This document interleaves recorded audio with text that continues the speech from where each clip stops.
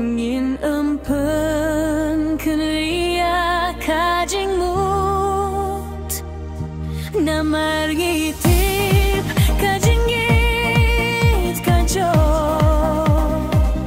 bat kajing chong suka wangya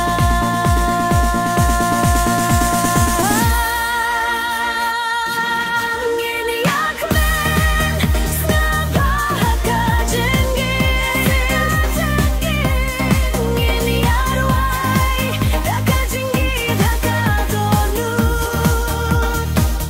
ngiyai chabrang da kajing karmen bakar ngini amen snabah adu bamjuku. Would you like me to make it sound more modern pop style or more traditional Kasi folk style?